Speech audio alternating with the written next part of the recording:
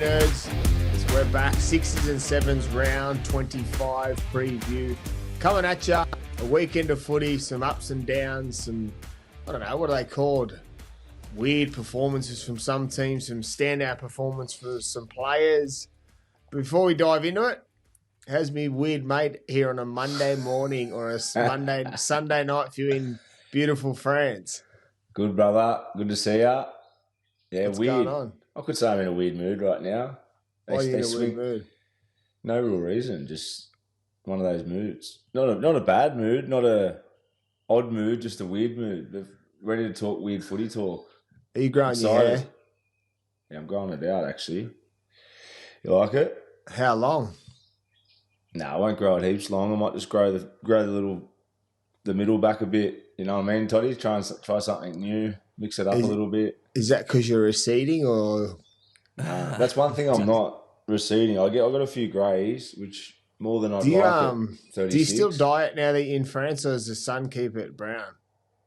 I dye it every now and then, but I've gone a bit more rat's ass. I've got a kid on the way, mate. I don't need to press anyone, do I? Except my daughter and my wife. And she's all right with the greys, so I'm all right for now. But, mate, to be honest, the beard's what's getting greyer. That's what's fucking with mine's me, a bit like that. I try and clip mine every few days. Yeah, I was at the footy yesterday, Toddy, and I ran into the great Brett Delaney, old Titans player, great legend at Leeds, good friend of our Dan Con. You might have played with Delaney. Anyway, he's a big fan of the show. He says he listens to all the 6 and 7s. I had a good chat with him at the game yesterday. Where's he coaching at Cass? He's at Castleford now. He was at Hull KR for a bit. And how'd you go yesterday? The boys had a big win. Did they? Had a real big win. So you're 1-15 since you took over the reins. Well, I don't really go to many of the games. I did the blue shirt yesterday, so I'm taking ownership of the result. How'd you go in the blue shirt? Just joking. I've had hardly any input. The boys are doing a great job. Did you get in trouble much? Nah, blue shirts. You would have done blue shirt. Did you do blue shirt for the juniors? I do yellow. So yellow you can go on whenever you want, pretty much, can't you? Where blue's only in stoppages, but no, it's good. I've only been doing it. I've probably done it for probably 4 or 5 at home games. I haven't been doing a whole lot, as I said, but mate, boys got a good win, and the coaches there are building something good. We'll see what comes up. But Brett Delaney had a great chat with you, and he was all for the 6 and 7s. Loves the show. Did you play with Brett Delaney? No, I didn't play Brett. I know Brett well through Connie. But no, I don't. I know he's been doing some coaching and stuff over there. He's been over there for yonks now. He probably calls England home. He played at Leeds for, 10 years he would have been there? Yeah, he was there a while. I think he was that. Yeah, I would have played against him over here and over there. But I didn't get to play with him. Yeah. He's got more. He loves the show. He listens. You get many people coming up about the show? Yeah, I get a few people talk about it. Yeah, there's always someone here and there talking about it. I had a few. I'd done the Family of League luncheon on Friday in Sydney at South Juniors. Old Henry Morris has been putting it together for a long time now. I sat on Jeff Carr's table on Friday. Big Dave Martin was there. It was Benny Elias was on our table. It was good. Had a good, spoke really well about where we're at, what Reboot's up to. The great Wayne Bennett was there. He was one of the guest speakers also. It was so good to listen to him speak. What did he say, Toddy, on the insight? Oh, not so much an insight. He actually, which Gabe would be happy about, he sort of mentioned that South they're breeding some young, good kids coming through, and they've got some really positive things coming for them, which is probably showed on the weekend in their performance against the Dragons. Yeah, probably made him a little bit more happier being there on a Friday after a big win like that. But it was a good. What about that? It was crazy. What he's doing with the results? Never in doubt. No, never in doubt. On Cody South Walker, Boys, man. It's Cody Walker. Yeah. Before we get into the game or whatever, on South Boys, did you see the news about Fifita looking out for the Titans and looking Tez's Pressy? That Wayne wants a pretty good chance at getting Fifita there next year. You're a Bunnies tragic. You've already hit me up for your $50 about 7 times this morning. I've just been speaking for 10 minutes. Made a Couldn't get video on the of it. WhatsApp quick As enough. a Bunnies fan, are you excited that he'll take close to? Obviously, Titans will play parts of it. Are you excited about the Fifita signing? With like Bennett as coach, I am because Fifita's kind of been up and down. I don't know, he's kind of renowned as a little bit of a lazy-ish player, but Bennett has, he kind of gets those type of players and gets the best out of them. So I think Fifita to be a good signing for us. Yeah, I think he's a great signing for the right money. Yeah, okay. But I'm with you. I do believe Wayne will get the best out of him. I think What are they it's. offering? I'm not too sure. It obviously has to be decent. It has to be decent to get lodged. Talking about getting lodged, DCE's contract was reviewed by Buzz Rothfield yesterday that he's getting 500 plus a car.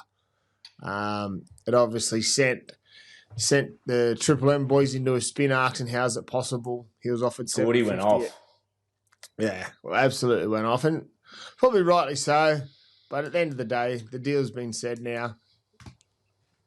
Could have stayed like he had an offer at 750. I'm sure they'll look into it, but it's sort of one of those things. It's out now. They move on for it. He left his last game at 4 Pines Park, 350th. They put on a show for him, that's for sure. It's probably good that he announced it after his 350th.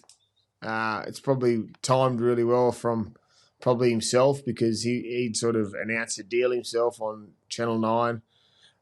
Doesn't give the fans or the supporters at Brookie that would boo him if they were going to an opportunity not to boo him because there's no more home games there for Manly this year. But the deal's out. Off him? You reckon the fans are off him?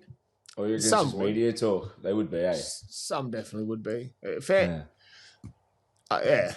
Some would definitely be disappointed, and I'd probably not so much booed, but yeah, I think it's like it's been handed. It's probably handled right, but it's out now. We can stop talking about it. So no more DCE talk on the show around this contract.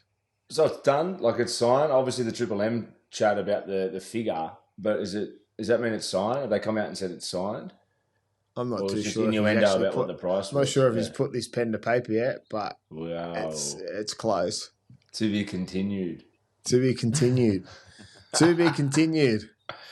Now, before we go, Mitch, brother, what's just on to find out? 6 out of 7 to 5 out of 6. 5 out of 6 teams at Keebra are through to the grand finals this week. So Wednesday afternoon at KO Stadium, 3:30, at Keebra Open A's play against PBC for the grand final. And then on Thursday, we've got our younger grades. And then the following week on the Tuesday, we've got a few other games. So we've got 5 out of 6 possible teams into grand final. So it's a great effort from the school. Really looking forward to Wednesday. It's probably the first time away from playing that I've not felt nervous, but obviously want to see the boys do well. And it's obviously I'm a small part of it. As you said, you're a small part of the Catalan stuff. I'm a very small part of what goes on. So there's a lot. You're downplaying yourself there, brother. You're pretty much heading up most of the development at the club. Nah, that's for those listening. Well, you're doing a fair bit of it. No, I do some specialised stuff. I implement my knowledge around attack and stuff, and some game plan stuff. But there's obviously it's a team effort from the whole lot, as we know. But yeah, the school's going really well, and hopefully those 5 teams can register wins next week. It will really put the school in a really nice position moving forward. Even though they're in a great position, obviously we've spoken about it lots of times. The players that have come out of there: Benji Marshall, David Fifita, Ben Teo, Reece Walsh. The list goes on. There's heaps, which is just cool. The best success they've had as far as the amount of teams, or is this consistent? I think into so. The grand final. I think 3 weeks ago, we were all teams, the whole 6 teams were minor premiers. We lost our year 9s last week.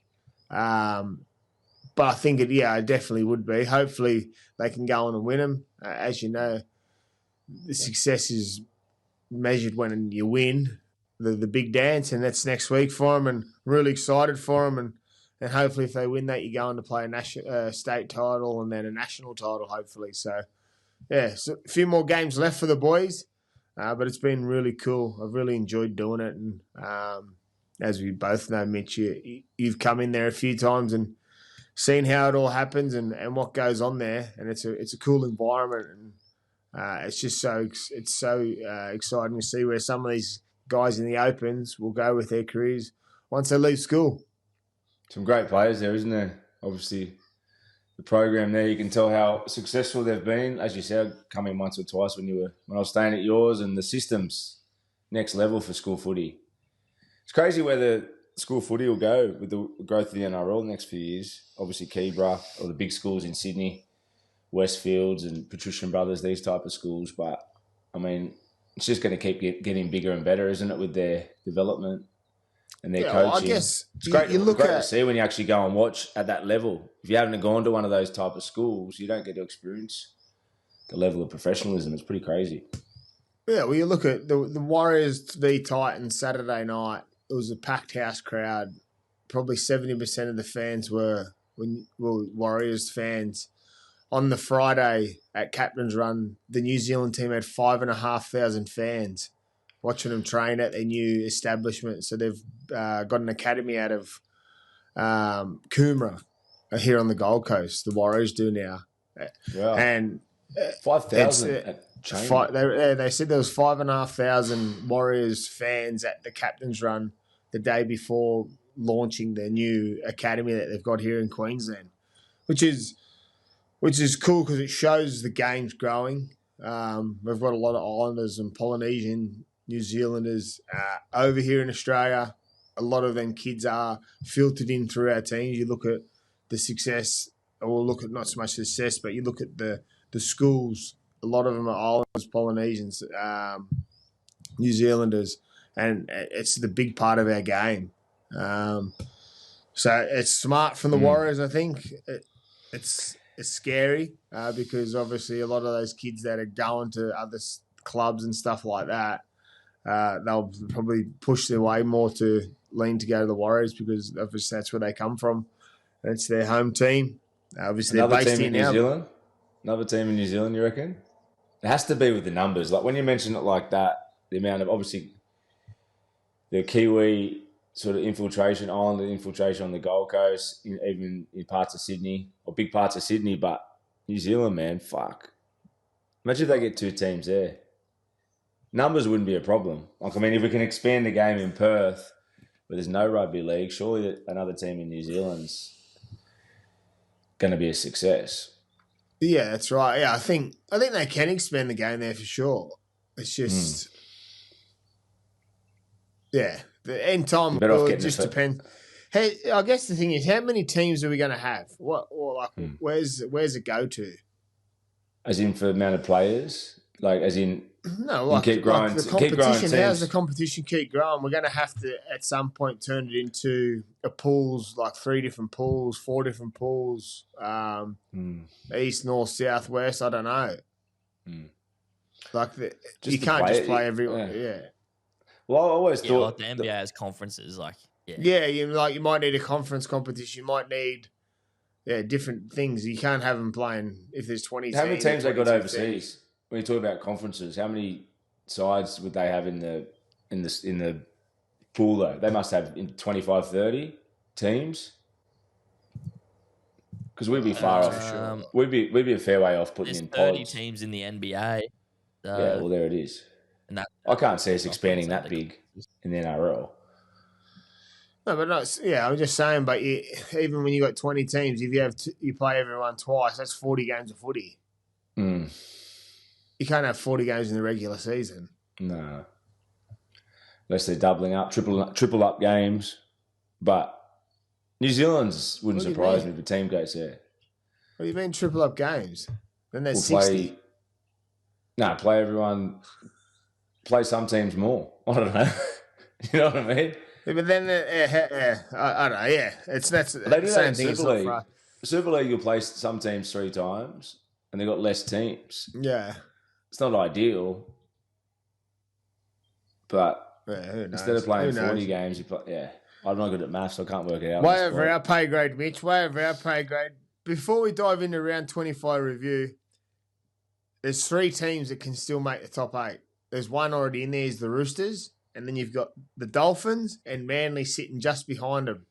So Roosters have now got Melbourne and South. They're on 28 points.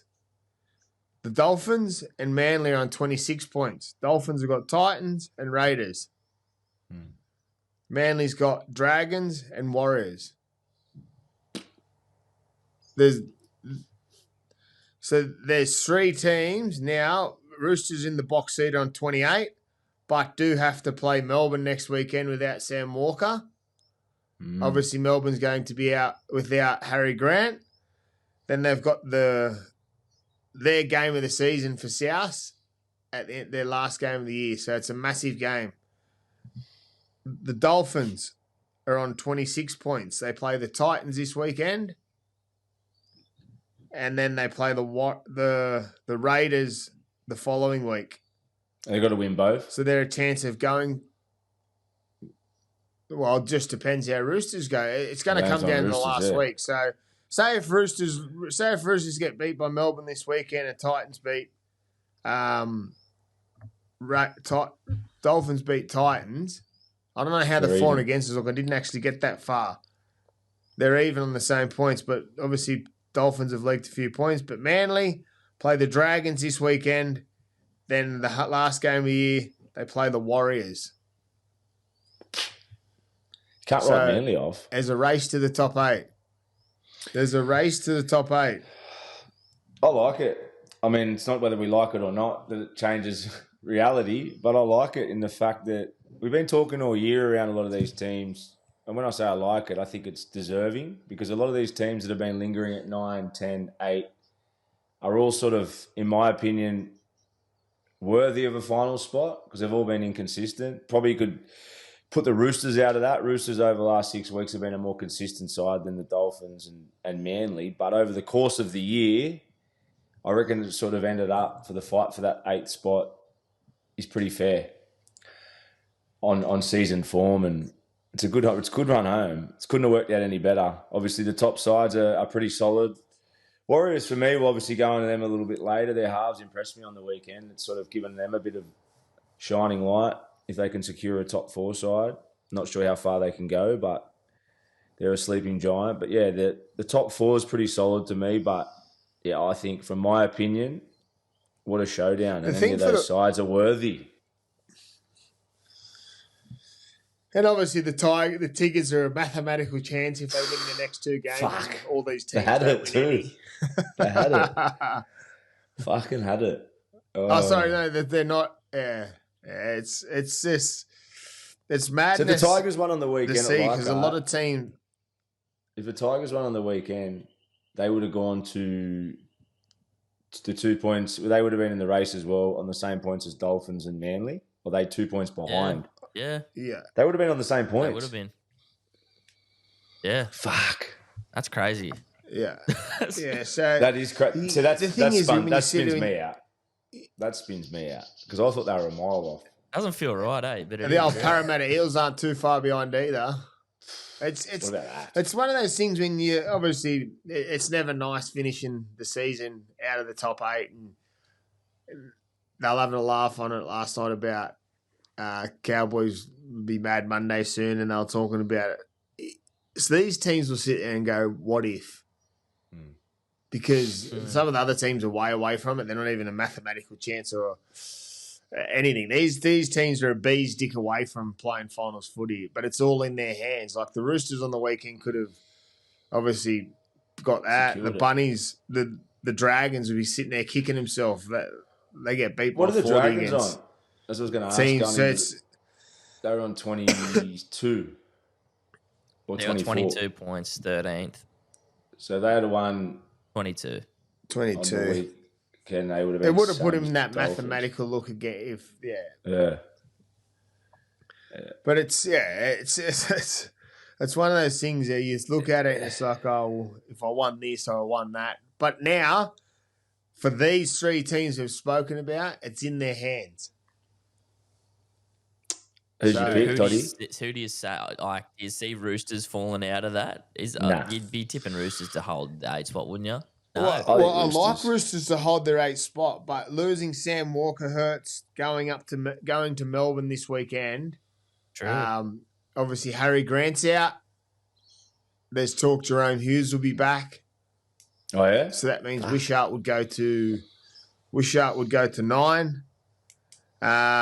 The Dolphins, they've got the Titans. Titans, who knows what you can get? It's obviously the Finns haven't been great the last few weeks. You got to back them against Titans, 160 points. You got to back them this week. Well, yeah, and then they go down to Canberra to finish their last game of the year. And then you got Manly up against the Dragons and Warriors. Yeah, that's not. So it's the Manly run on home out of the 3, isn't it? Manly on. Fuck, you can't write them off either. But what do you put it down to? Going to Dragons a bit later, but there's so much to play in it. Obviously, for and against.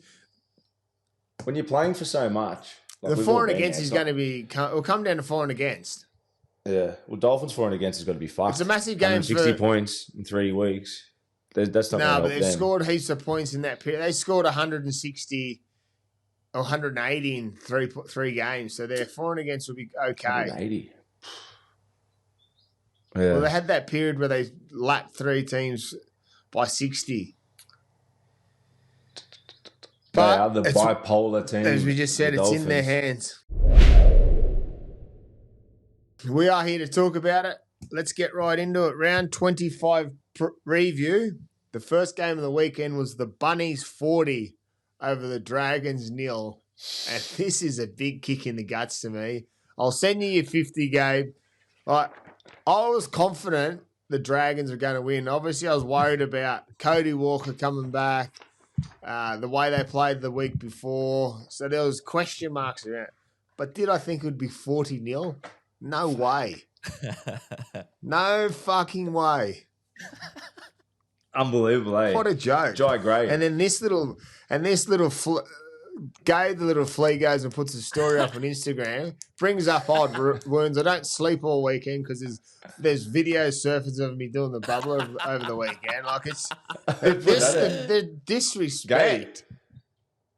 I made a little video. He knows. I was only staring. He asked me if I could. Yeah, send it to me.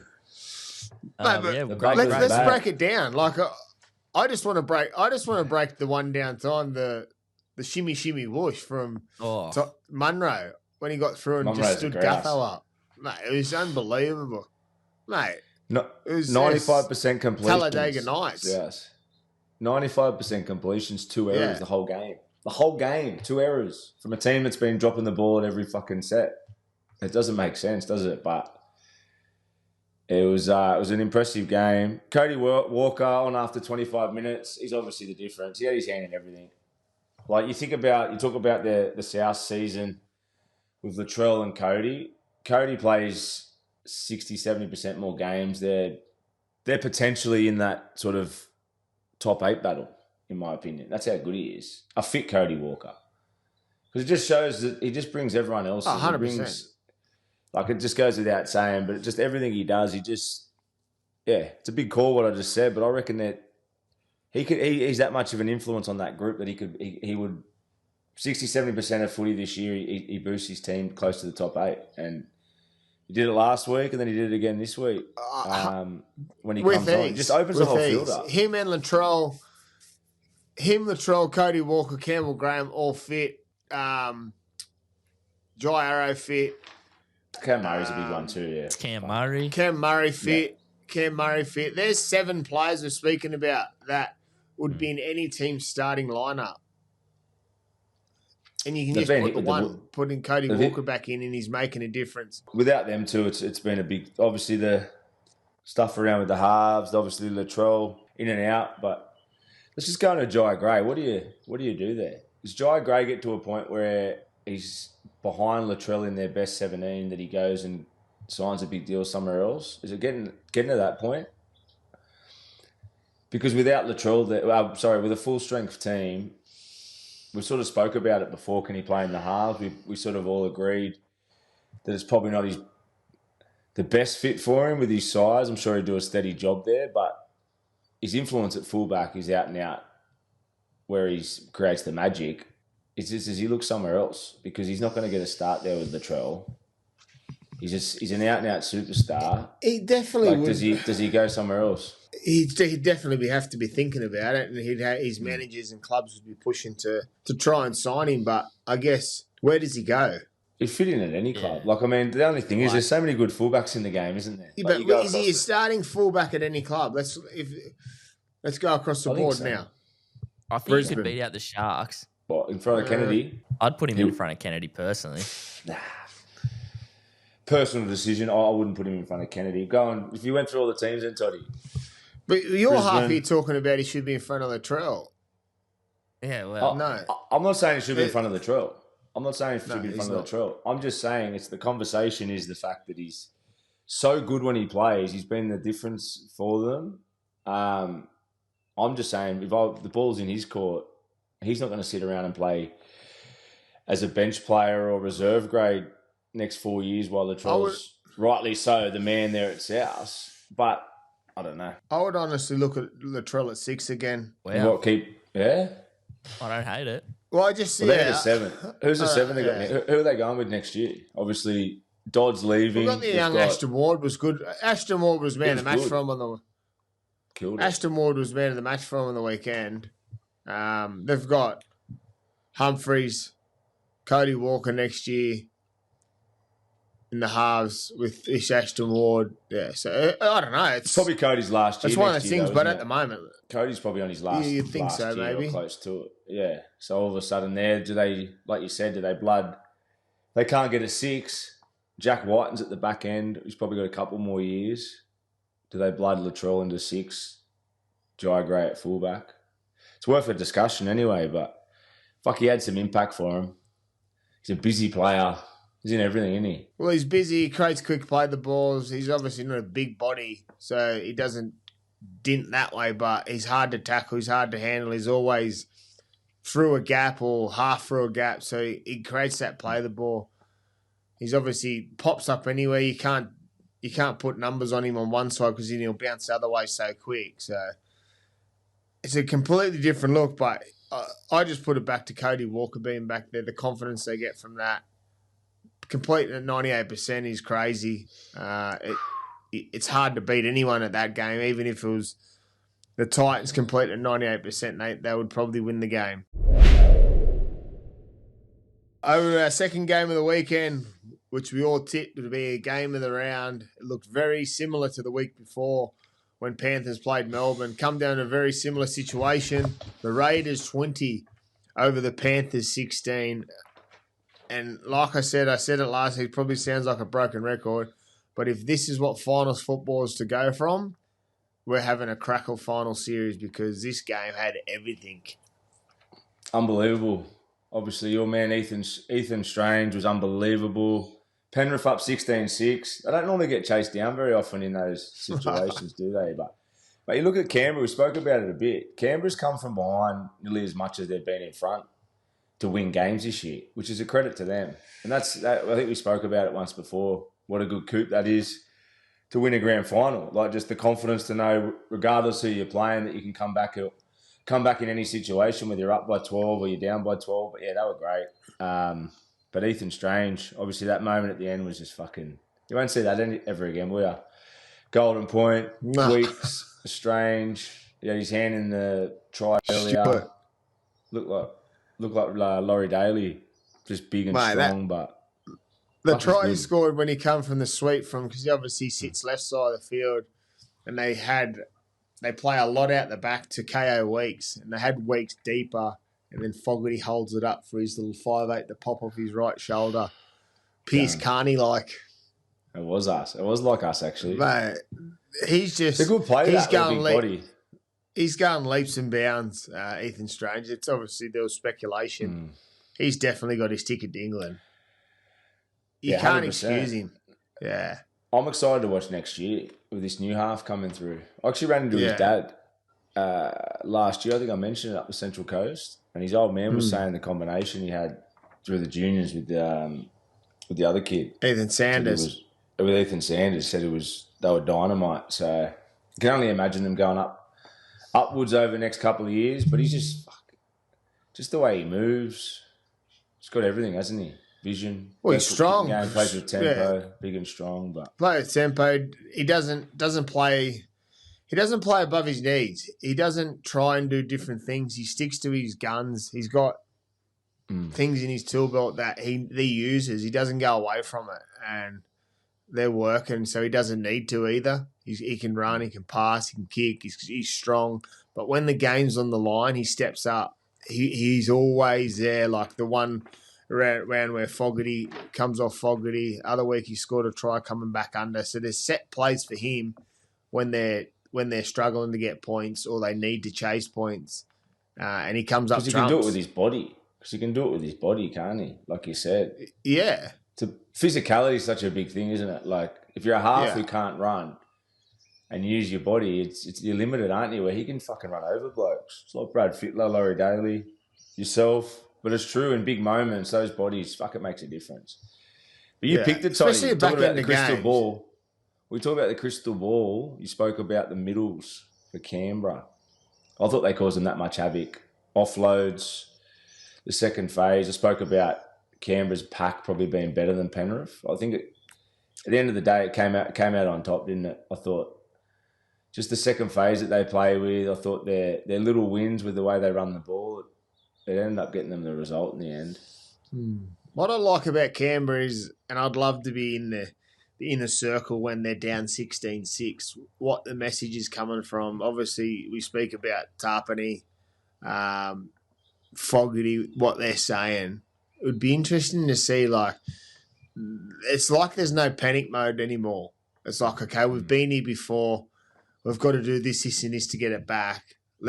How do we get it back? And it just always seems that go for bang, bang, bang, bang. Fogarty's relentless with his kicking game. He always finds the right spot. High, into the right corner, into the left corner. All of a sudden, here comes Raiders back five, or their outside backs just hunting them down. And then it turns into a game of force and backs. And you know what I love about all of a sudden, they just strike. You know what I love about their last tackles is that they're not afraid to pull the trigger to run it, are they? Like the amount of times they use their centres on fourth or fifth tackle on those midfield shapes.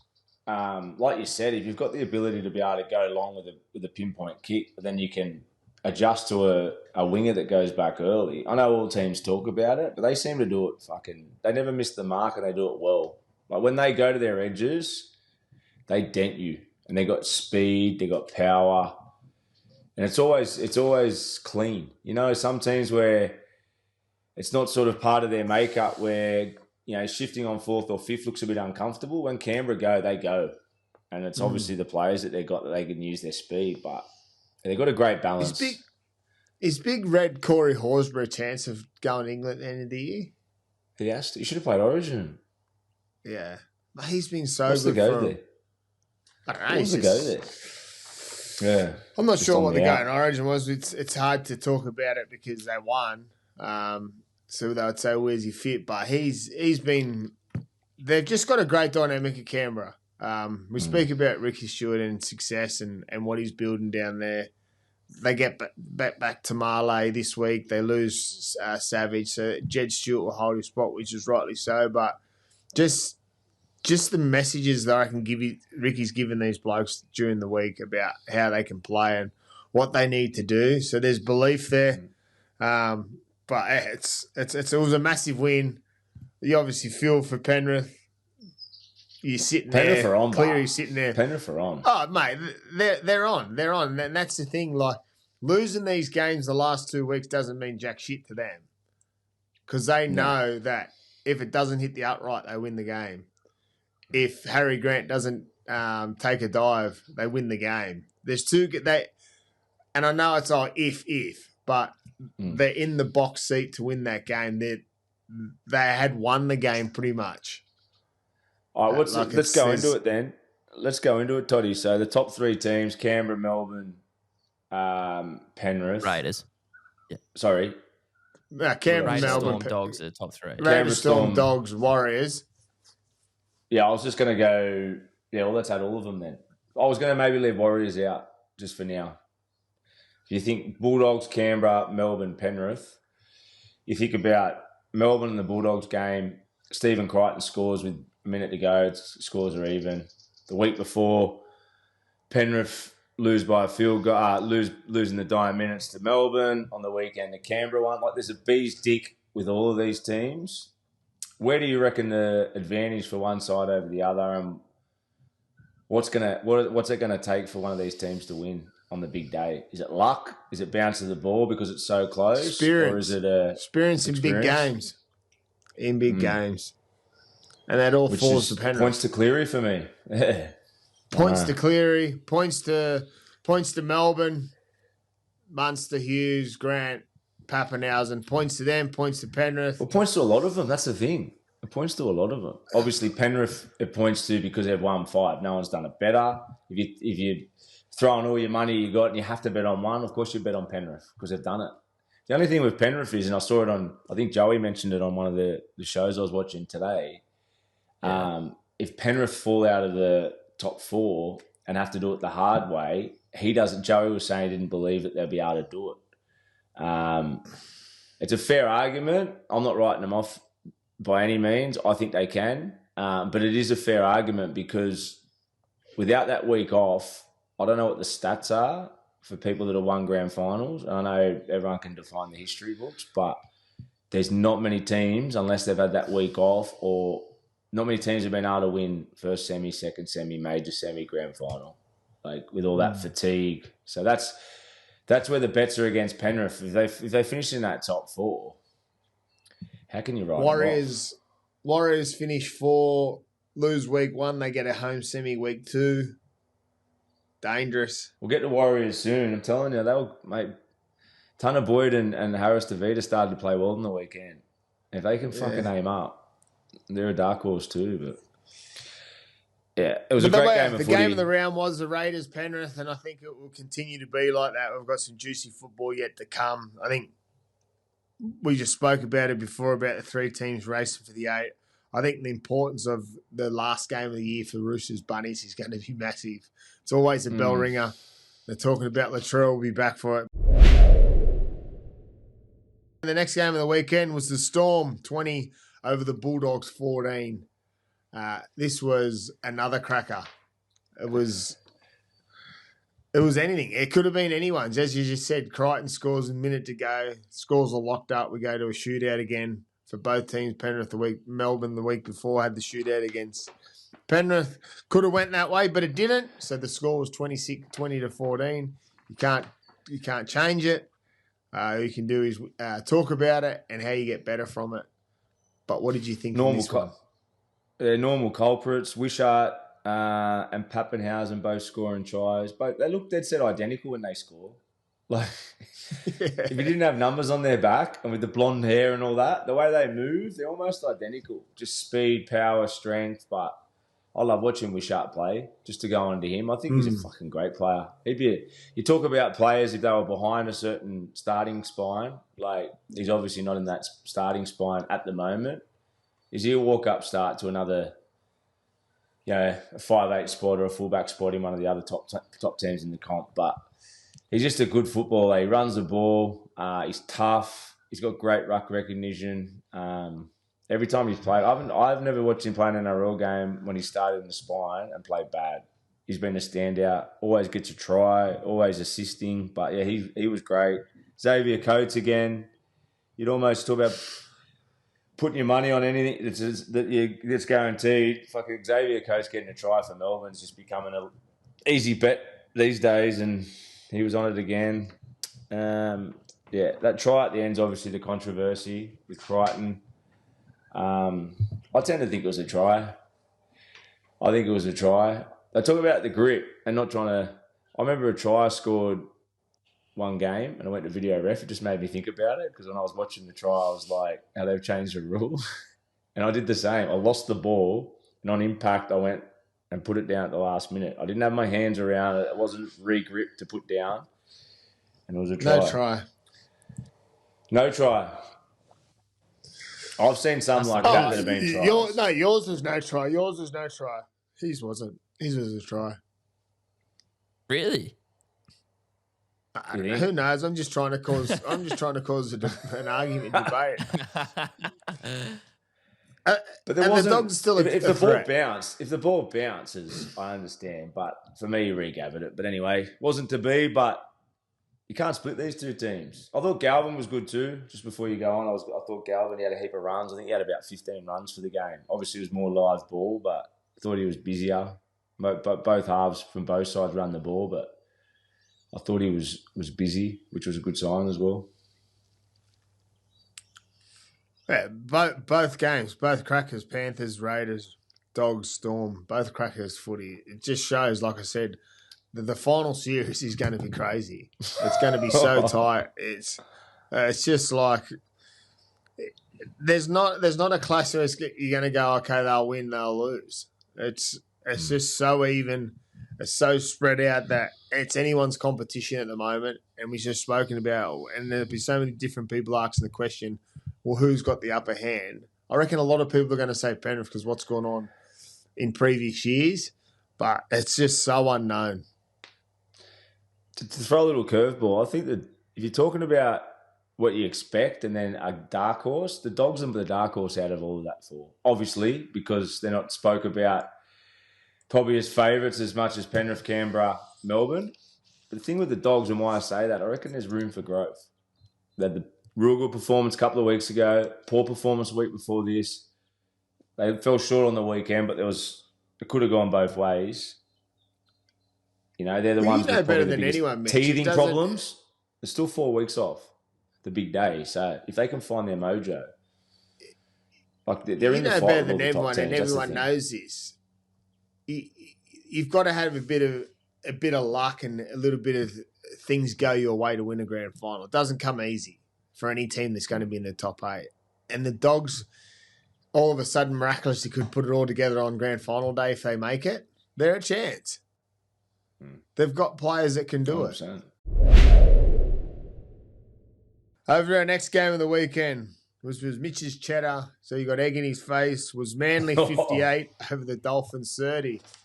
I didn't see this coming. Fuck. I didn't see it at all. Obviously, DCE's 350th, last game at 4 Pines Park. There was something going to become special.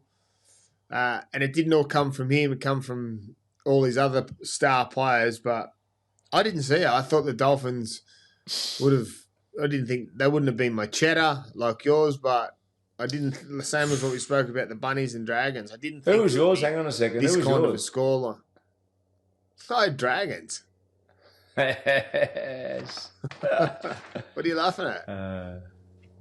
We both got fucked. That's what I'm laughing at. Yeah, we did. We both got fucked. Literally. Bent over and twisted. Second favourite team, Dolphins. 160 points in 3 games, I think I read. It's crazy. I'm not too sure what you put that down to, how you can sort of go from so much momentum and then basically the wheels falling off a bit. Because they don't look like a disjointed group. I suppose there's teams out there that you're hearing about in the media. Manly, the injuries, to be honest, is one of them. And then all of a sudden they come out and do this. But you haven't sort of seen any sort of inklings of Dolphins sort of capitulating like this. So it's been a bit strange. But Manly, that left edge, Calder's one of my favourite players. Outstanding. Popawadi, outstanding. Turbo, outstanding on that left edge. Cherry Evans, outstanding. The whole team, when they're on, we talk about 4 Pines Park front runners. Manly, I don't think there's many better teams when they play at home. I think for me with the Dolphins is they've been up for so long. They've had a few injuries. I think this season, how long it is just catching up to them. They just they've won some obviously really good games. Some players have really stood out. But I just think now that it's at the back end, there's so much riding on it. I don't know. I just feel the season's getting to them. That they're falling over at the last hurdle, just because the injuries the players have had to rely on in different parts. Some of the games have lost. Supposed games have, yeah. Obviously, losing your star center in Herbie Farnworth hurts. But Manly, credit to them to come out and play like that for DC's 350, his last game at 4 Pines Park as a Manly player. It was pretty special. But actually, you mentioned it. When they're on Manly. But we just haven't seen enough of it. And even to have a conversation about them still sitting fight for the top 8 had me surprised when I was looking at it yesterday. But they're there. They've given themselves a chance, an opportunity to play finals. It's going to fall in their hands, and they've got the Dragons, Warriors to come. So they are a chance. But we'll be yet to know until the games that come forward. But on the weekend they were good. Tommy Turbo was in everything. Hopewadi scored a great try in the corner. Kohler just so fast. They just need in the off season. They just need to work out how we can get him. It's not just give him the ball and let him do his work. It's they need to work out plays that isolates him with. Doesn't even have to be one defender in front of him, but isolates him with space to give him an opportunity to get on the outside of someone, or work out a play to bring him through the middle. Because he's a weapon, and he's wasted if you can't give him those opportunities. Because I believe if you give him 5 opportunities that that it doesn't come down to him just ability beating plays, like it comes down to like a set play. If you give him say 3, I reckon he scores 1. I reckon he's at least 6 points, 8 points each week. One-on-one, if you give him the right one-on-one opportunity, yeah. Or you give him space. You might have a good idea about this. Like, I completely agree. I think the last couple of weeks, Kohler's looked like the danger man, and you're sitting here going, give him the ball. Would it come down to just their game plan or something that they haven't seemed to figure it out yet, that he needs to see more ball? Like, where does that decision come from that it seems obvious to everyone out, like, these plays need to be ran through? Why haven't they done it yet? Well, I think because their dominant half is DC and he sits right side. Their shape to the right side is played a lot more. When they do play to the left, usually it's with Brooksy bringing blokes under or playing out the back. And usually Kohler's that bloke coming back through the middle. I think next year with DC gone, their new half in Fogarty, same thing, right side player. He's been with some really strike outside backs at Canberra. I reckon he'll have plans to help Kohler. They'll play a completely different style to what they play now. We spoke about the way Canberra are playing. Manly would be stupid not to listen to what Fogarty's been doing at Canberra. So they'll have a structure that suits Jamal. Obviously, Brooksy's going to have to fit into that equation. He's a left side player anyway, so very similar to what Raiders have got at the moment in Strange. So they'll have a very similar structure because they need to, if they're getting a half like Fogarty come there, they need to play to his strengths. And hopefully his strengths will play into the hands of Kohler, Turbo, Hopewadi, Kohler. He'll have big Olakawatu on the right side next year in his right edge. So I reckon it would be really good signing for Manly, but it's the same. It's that thing. How do you unlock Kohler to give him the best opportunity to score points? Like Toddy said too, Gabe, like that hasn't been their only issue. Like the games when they're on and they're on the front foot, they've had heaps of joy on that left edge. Like we just spoke about on the weekend. He gets heaps of ball when they're sort of winning field position and they're aiming up defensively, but that's their issue this year, just defence. Their middles, they've been short. Bullimore was good on the weekend, I thought. Just a shout out to him. I thought he was great on the weekend for him, but they've been short a few middles. Obviously, Sipley got injured, didn't he? And had a few others out. Obviously, Olakawatu too. So they've lost some big bodies. When we speak about Manly all the time, when we speak about Manly, they're good when they get the front foot playing momentum. When you lose Olakawatu, when you lose Sipley, when you lose Paseka, you lose that punch. Bullimore and that have got great punch and they're sort of sporadic in and out players where them other guys know how to grind. Plus they're alphas, they've got a bit of dominance about them, so it puts fear factor into the other teams. Like, I'm not having a crack at Bullimore, but if the other opposition's looking at Bullimore and Paseka, they want Bullimore to come in and not Paseka. Or if you've got a back row and you've got Olakawatu and whoever to Trbojevic or whoever's on that right side, you want Olakau'atu coming at you. Like, so it's sort of they've lost a lot of players, and a lot of teams say, "Oh, well, you lose players, you lose your halves, you struggle." But they've lost their pieces of the puzzle that make their halves stand out for big parts of the season. So you put them players back in to that team that we seen on the weekend, that Manly team, it becomes better. But it's about how you get all those pieces of the puzzle to fall into place to make the players play their best. It's so true what you're saying. Like, you just spoke about all those middles, those alphas that are out. At the start of the year when they were on a roll at home, they were all firing, weren't they? But we were talking about how big they were, Sipley and Olakau'atu, all those guys on the front foot. You're right. That's been their biggest issue. And it's hard for any halves to play well off the back of that. And in saying that too, even when they were there, they've got that issue of going in and out of games. There's no consistency there in arm wrestles. So interesting to see where they go forward. Manly, obviously, Cherry leaves. Was it the right time as an older guy, absolute legend of the club? Does a Fogarty bring new energy, new style of footy? Who do they bring into the middle? Who are their signings for next year as far as middles? Is Takiaho still there? Who else they got there? Takiaho's still there. He signed another year. I think Sipley's in Super League, I think. Over to our next game of the weekend, Saturday afternoon. From the Gold Coast, the Titans 18, beaten by the Warriors 32. What did you think of this one, Mitchell? I thought the game was good.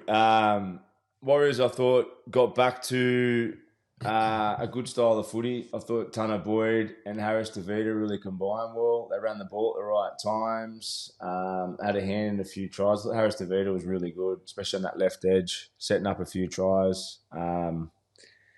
Titans showed a little bit of heart back into the game. Brimson, a couple of nice late passes there to keep the scores close. But yeah, Warriors were never in doubt. Roger Tuivasa-Sheck too.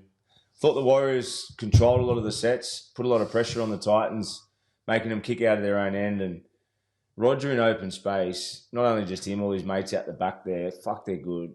Big bodies, strong. Pompey on that right edge. They got fucking... That's what I'm saying. I'm not writing the Warriors off. I mean, Titans didn't go away and they kept coming at them and Warriors aimed up. Wasn't a walkover game, as some people probably expected. And as I said, I thought their halves constructed the sets really well. If they can do that going into the finals and the Warriors' senior players and best players, Roger Tuivasa-Sheck, these type of guys can aim up. Even Pompey, like, you get him one-on-one against any centre in the top four. You can go with anyone. So... But yeah, it was a good game of footy. Just to highlight Brimson in a losing team, fuck, some of his last touches were outstanding. He had that grubber for Beau Fermor, I think it was. Then he hit Kelly on the short ball. Fuck, he's on when he's on. Never stops trying, that boy. I commentated this game. Not live at the ground. I was in studio. But the way the Titans started, obviously Big Tino went for Fisher Harris, gets a knock on early, then scores 3 plays later. I'm like, here we go, the Titans are on. They don't complete coming out of yardage off the kick, which is they've been their nightmare all year, coming out of yardage. All of a sudden, Warriors are getting an attack. Egan gets Britt Matara Nakore scores off the same sort of play as Tino. And then it just went to the Warriors, just having all the momentum. And when I was commentating the game, I was talking, like, obviously you have a chat about how you think teams can come back into it. I just thought with the Titans, obviously, when they play at the back, the ball stops. So when they dig, so they play relatively early into the line. They don't dig right in when they're playing their blocks out the back. So when it goes out the back, they get shut down really quick. So I was talking about, if you look at their centres, Jojo Fifita and Kelly, they like coming back through the middle of players in teams. Their natural abilities to break tackles and either get on the outside of someone or come back through and find space. But when they play out the back, they don't actually have any space to get on the outside of someone because they actually don't get the ball. And then they don't get the ball coming back through the middle. So it takes away both their strengths. And I was thinking about in the game, like if that's their strengths, they need to work out how to get it. And it's hard because they're obviously trying to work out what their combinations are. Kieran does a great job of controlling around the park. Campbell's a runner of the ball. I think he had like 15 or 16 carries on the weekend. So the ball's not getting to their strike players when it's needed. And then we got a glimpse of what it's probably going to look like for round one next year. Campbell, Brimson in the halves, Keanu Kinney at fullback. Foz went off while Kinney come from the bench. They played a different style. Obviously, Brimo loves to jump down the left side of the field, has the kick, has the pass to Kelly.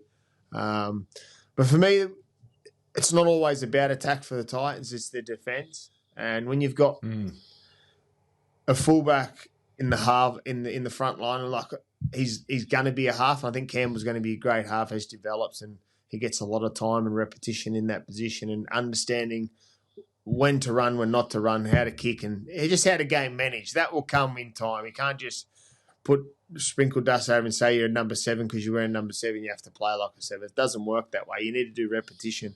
But when you got a fullback at 3 defender and a fullback on the wing and that right side of the field, which they leak some points, it becomes hard. So teams in video this week will go, okay, on the right side of the field, we've got Campbell and we've got Jalen de Groot, a young fullback.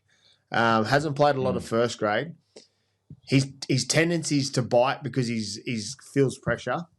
So let's go at him because one, the halfback is new to that position, defending the front line. So he sits because he's worried about his inside shoulder. So all of a sudden it creates a space. And the Warriors executed so well on that left side of the field. They come down a short side once because they clocked off, and then they played long side.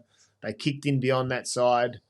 But I was happy with the Titans fight, but I'm with you, Mitch. I think if the Warriors can play a complete performance and get to their positions on the field, kick really well, win the arm wrestle out of yardage, they can match it with any team. And I spoke about if they finish 4th and they'll play week 1 here in Australia, then week 2, if they lose, they'll be back home in New Zealand. So they'll get 2 shots at the title. But yeah, I thought they were really good. Yeah, mate, you can't argue with you, brother. You're at the game. So, but from my perspective, watching the game, that's what stood out for me. That left edge of the Warriors, I thought was really impressive, really clean. I thought Harris Fifita was great. He's been good any time he plays this year, but I was really impressed with him and Tanner Boyd. I think the challenge will come for them to fight their way to a grand final when they're stuck in a corner and they need a long kicking game and 5-set mentality from Tanner Boyd and how he can get his team, field position and win arm wrestles and that type of stuff, which he's capable of. But when he's playing against those big dogs in the top 4, that'll be the challenge for me. He's more than capable, and he'll get there in a couple of years, but he's still raw in that role. So for me, that'll be soon to be discovered. But yeah, I thought, as I just said before, like when they're on the front foot and they're winning field position, they're big, they're strong, they're athletic, and they can come up with all sorts of footy. And I like what you said about Titans. There's definitely potential there and excitement. Like I love watching Brimson play. I love watching Campbell play. Obviously, Foz is moving on at the end of the year, but it's all there for them. But their defence is the issue, and you just expect it now with them, which is a worry. The next game of the weekend was a cracker on Saturday night. The Parramatta Eels over the Roosters 30-10. We spoke about this actually, that it could go either way. I thought Roosters would win. I thought Roosters were firming as a genuine threat of the competition. But losing Sam Walker early, and I don't think it would have made much of a difference because where the game was going from before him getting injured, I felt like Parramatta had the upper hand. And all in the back of Mitchell Moses, Walker. Dylan Walker was outstanding again on the weekend. But Mitchell Moses, long kicking game. Just the speed they play at the Eels when he's in their team. Addo Carr, Lomax, their strength. Zay Yongi, Talangi, the 5'8". He's been so good for him in the change. Obviously, Dylan Brown's playing the centres has been really good too. But But yeah, this caught me by surprise, but I wasn't.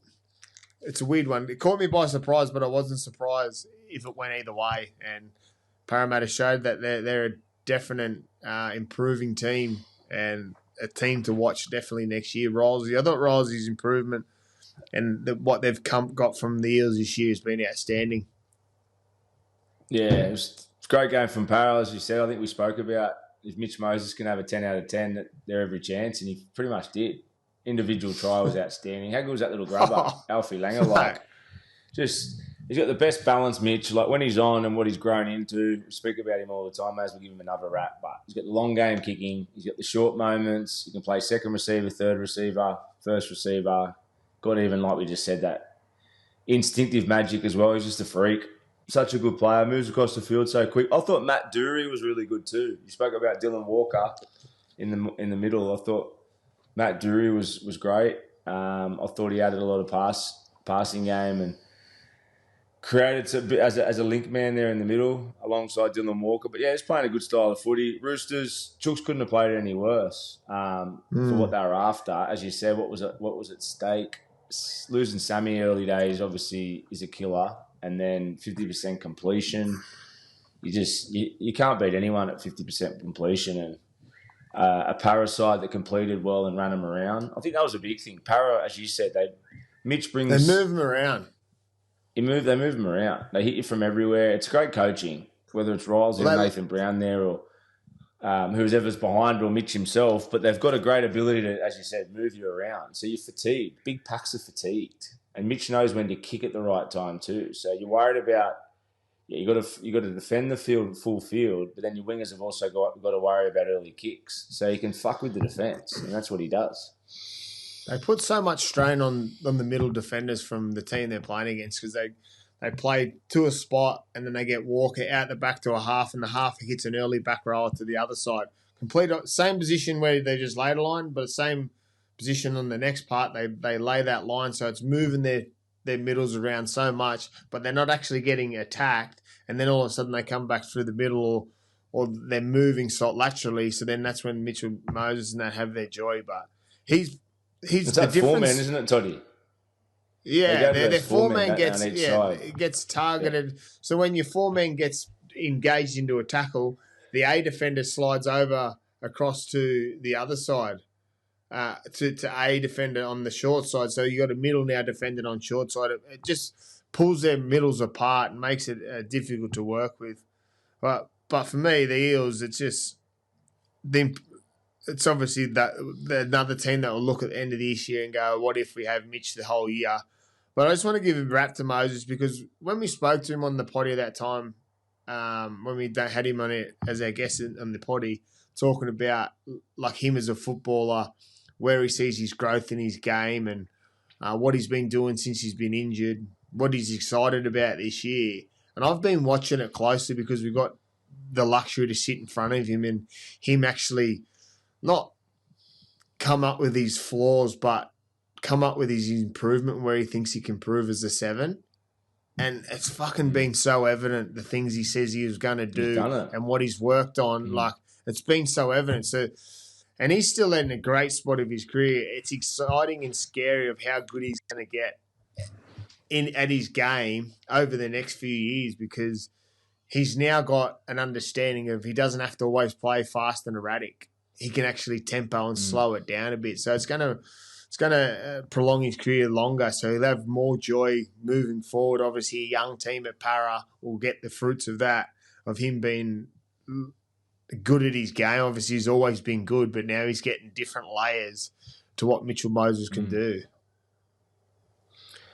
Yeah, he's just, as you said, he's got the tempo, and I think Nathan Brown's been a big part of that. I've had Brownie as an attacking coach. Nathan Brown's a fucking very smart attacking coach, and Mitch spoke about Brownie in the podcast that we did. So shout out to Nathan Brown. Taught me a lot about tempo. Taught me a lot about guys to get at. When you're a ball player, just little subtle things that was huge benefit for me, you know, as a 28, 29, 30-year-old halfback. So, and Mitch spoke about Brownie in particular, and I think you know, Rolsey and The coaching staff there's had to make a lot of changes. They obviously started slow, but yeah, I think the team there's done a great job. The coaching staff done a really, really good job with that group. And as you said, you see some sides that are developing that just try and replicate sides that have already established but play the same style. You got to play to what you got, and that's what they're doing. And as you just said, the way they move the defense around, they use what they've got. They've got one of the best halfbacks in the comp. They've got Dylan Walker there that can play as a link man. They've got, they use their troops right. So it takes a smart coach to do that. What about the aerials again? We speak about the geniuses in the air, the Xavier Coates, Tupos. Lomax is fucking the best. Marky Mark and Lomax steal the show. Lomax, Marky Mark, then the Fox. The Fox in the clear, what a sight. Fox as well. But the other two in the air. Lomax could dead set catch the ball with one hand. Like a 50-metre bomb with one hand, one grip. He's a freak. I love Fox. There's talk. There's even Munro would have been good. I would love to watch them play together.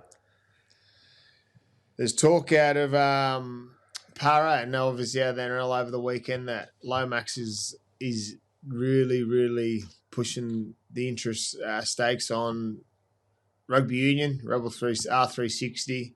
I think he's made Para aware of it, that he's interested. Obviously, he's got a 3-year deal there, so you have to get out. But yeah, it's him himself has come out and said, or has told Para that he's definitely interested in looking at it. So it'll be interesting to see how it all plays out. Cheddar. Because it come out over the cheddar cheese. Something we don't know about over the weekend. The other bloke's getting cheddar this week is Gabe. I'm gonna give it to you $1 a day for the next 50 days. They do podcasts in Saudi Arabia. Let's go start up over there. That sounds good to me. Disappointing if Lomax leaves. Obviously, you do what's best for yourself and that, but man, he's such a star of our game, isn't he? Big loss. Oh, he's an Origin player. Yeah. He's going to be an Origin starter. He'll start for Australia at the end of the year. But as the end of the thing, it's one of those things. It's up to the player in the end. 25. He's got time to come back. A few years there if he wants to, and then come back. But yeah, it's a big loss for the game. Yep. Big loss for Para. It'd be a massive loss. Big loss for Para for sure. Not that often you say your winger's going to leave a huge hole, but the way he plays, even in Origin, when he doesn't play, you know it. Over to our next game of the weekend, Sunday afternoon, was the Broncos 46 over the Newcastle Knights 12. It was the Reece Walsh show again. Come up with a couple errors, but I said it a few weeks ago, and I'll continue to say it again. When you've got halves that have just a clear role of a structure and trying to get the best out of someone, I think the way they're going is just complementing Reece so well. It gives him freedom to play his own footy. Yes, he comes up with a few mistakes here and there, but you got to expect that of Reece. He's a go-getter. He'll try anything, and I think obviously the Knights didn't put up too much of a fight, but I'm liking the way the Broncos are playing with Reece at fullback and the two halves, Hunt and Walters, because everyone just seems like they've got a clear role. They get to the point of the field, so they lay a spot and have a shot, or they get back to a position, lay a shot. They're not playing sort of off the cuff style footy. They're playing with a clear structure, and I think the clear structure helps and complements Reece, which is their star player. Walsh's speed, that try. We spoke about Sloan the other week putting the burners down, mate. That was so good to watch. Just speed, power. But I say it every week about Broncos. I just love watching their speed and power. Stags, Shipasaki, they're just so big and strong. Payne Haas when he goes through, like you can't stop them one-on-one. I thought Knights, obviously the scoreline. When I looked at the scoreline originally, I missed the game, went back and watched it. When I saw the blowout scoreline, I thought it was just a walkover. 20-12 with 20 minutes to go. The Knights weren't diabolical for probably 50 minutes of that game. I think at half-time, back end of the first half, they sort of got back a bit of respect. Bradman Best scores. Gagai makes a break and Jake Arthur drops a ball at 20-12. It was a dead set good chance of going and bringing the game back. And then after that, it was a whitewash. But, yeah, as I said, the Knights, it wasn't all diabolical, but the end score wasn't great signs, and it's kept them down close to battling for the wooden spoon. But Broncos, man, when they're on, they started well and they finished well. I think it was Walshy, Shipasaki, and Ricky with the last try, and they were just too big, too strong. It was a whitewash up there on Old Boys Day at the end of the day, but yeah, a little too much. Close enough, but not enough for the Knights. For me, it was cream rise to the top in this game. I just thought where the Knights are at, they've blooded a lot of younger boys this year. They've gone through a fair transition where you got a team on the other side that have probably got, you know, man for man, some of the best young superstars in the game. And when they have a lot of possession and run of the play, they're going to get most teams. And that's why the respected sides are at different ends of the ladder. But yeah, I thought Walshy, Toddy just spoke about him in detail. Last couple of weeks, he's starting to own that team. He looks fit. Don't know if he was carrying a bit of an injury through periods of the year, but I've never seen him open up so quick. Free flowing, so good signs for the Broncos. Oh, I'm going to put one on you. Reynolds comes back for week 1 of the finals. Who partners him in the halves, Hunt or Walters? Ezra Mann gone for the year? Is that the chat? I think so. He's definitely out. I think so. That's the chat, yeah. What, and Ben Hunt at hooker, if that's the case, if Walters goes to 6? I think Benny Hunt. There's no reason they can't play the same style that they've played with Benny Hunt and Walters. You spoke about the thing that, words out of your mouth, you said that the reason that you think they were going to have success, and you've been 100% right the last 2 weeks, is because they've simplified it. There's no reason without Adam Reynolds' experience he can't simplify it. You know, Ben Hunt's played 350 games. Reyno's played 300. You got 650 games between two legends. I'm pretty sure they can work out a plan together. And I'd have Billy Waters at 9. But I do agree with you. They need to work out Walshy's the centre point. Walshy's the centre point, and the rest of them to play a style that's basic and simple that allows the magician to get his best positions on the field. And then I think, to answer your question, Walters fills in at 9, which he's been doing a great job. It's a healthy headache. There's not too many other halves you'd want. You spoke about all the experience with the other boys in the top 4 sides with Canberra and Penrith. Say that again, 650 games and grand final winners. It's fucking pretty scary spine to come up against in a big game. The Broncos. Yeah. I would play Walters at 6. And leave Benny Hunt at 9 starting? Benny Hunt at 9 or 14, yeah. Why is that? I just think with the both, and I'll say that there's no dominant half, but I think if you can stick with one dominant half, one bloke that takes the control. So at the moment, I think Ben Hunt's the organiser, the controller, and Billy Walters is the 4 that complements him, and then Reece Walsh comes up with the cream on top. I think if you go Hunt and Reynolds together, they both see the same thing all the time. Which is obviously not a knock on them. It's a positive. They see things that probably Walters doesn't see, so they call for it. And then sometimes if they call for it, it's the wrong option. It means that the right option was to go the other way. But I think if you give Reynolds the freedom to actually just control, that opens up Walsh, then gives someone like Walters just a clear, definitive role. I think it helps them, it complements them better. But I'm not.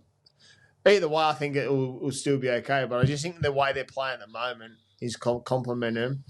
And they're not actually playing to other teams' weaknesses. They're playing to their strengths and what they can get on quickest and best.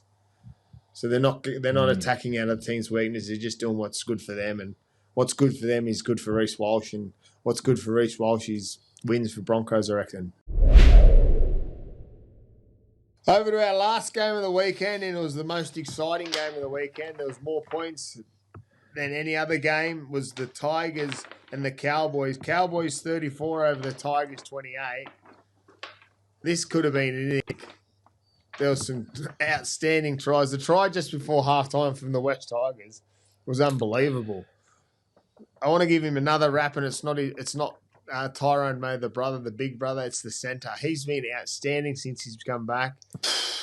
For a player that missed a lot of football, that didn't do any preseason, that was in the wilderness of the game of rugby league, out sorting out his life and finding out what he needed to change. He's come back, and he's come back bigger and better. And I just read during the week that the Tigers have offered him a full-time spot next year in their top 30.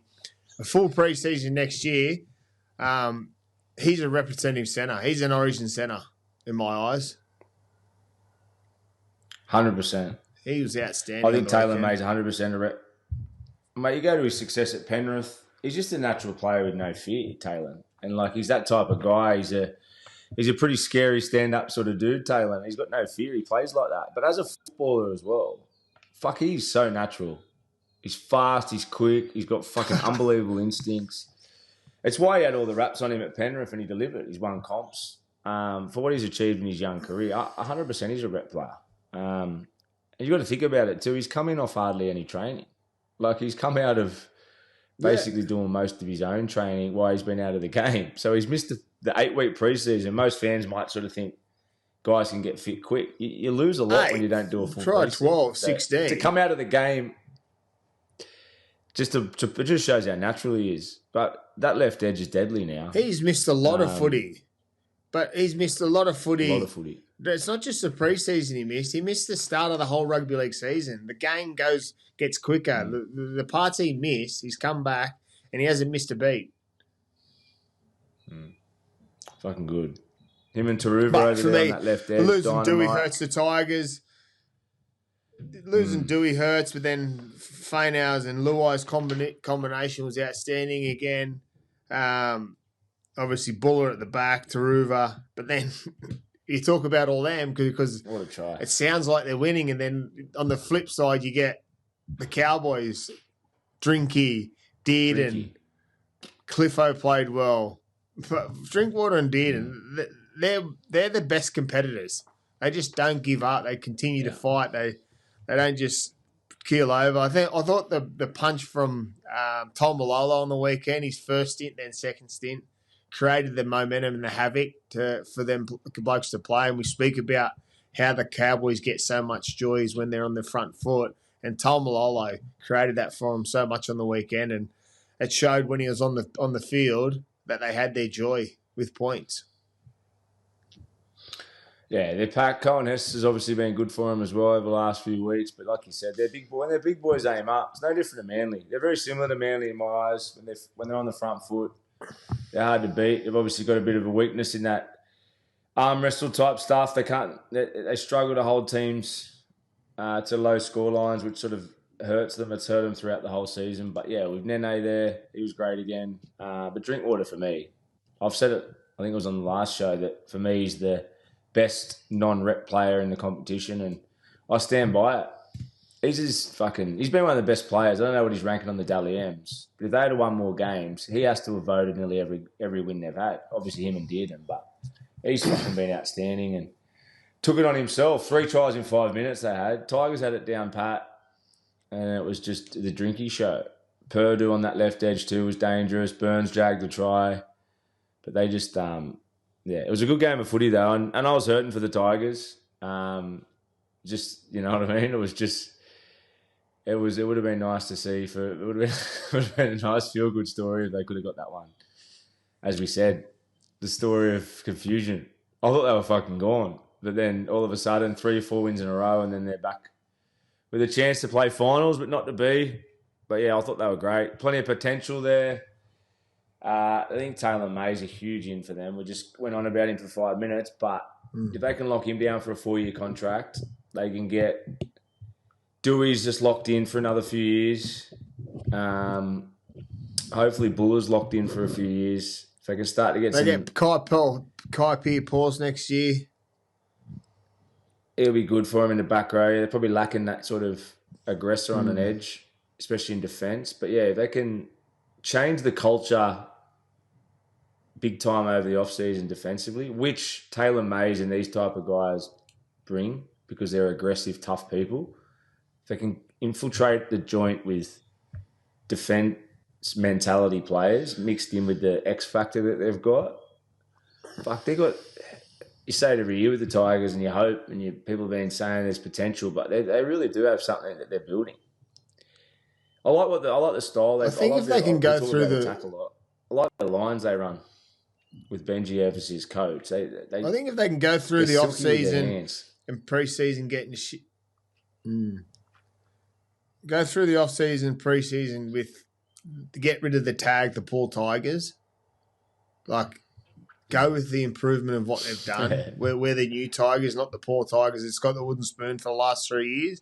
They're not getting the wooden spoon this year, so that tag's gone. We're the new Tigers, and not let the hype and everything from the outside looking in as the poor Tigers are that team that's got the wooden spoon. Where they're going to go, they know where they're going. So continue to work to that trajectory. Stay on that level of the games they've won. Stay in your improvement, not dip back down to low standards of, we've got no players, we've got no one coming. You've got your players there. So stick with that and build from that and get rid of that shit tag of we're the bottom team all the time. Well, no, you aren't. You've worked your way out. Let's continue to work our way up. And I reckon that breeds within. And as you said, the players you've just spoken about, they've got that there. So I think they'll have some joy. Spot on what you're saying. Got to let go of that limiting belief that they've probably got there that's been lingering around, which is only natural when you've had so much poor success for a long time. But winners bring that positivity too, right? You know, guys that have won. Taylan's a winner. Api Coruscant has obviously brought bucket loads of success from other clubs. They just got to keep filtering it with winners. Taruva's another one. You know, they were from Penrith system. Now, I like watching the Tigers. That's one positive. They're enjoyable to watch. I enjoy watching the Cowboys too. So it was a great game of footy, but yeah, unfortunate for the Tigers and the Cowboys. Obviously, will bank the win, but it's going to be a big preseason for them as well.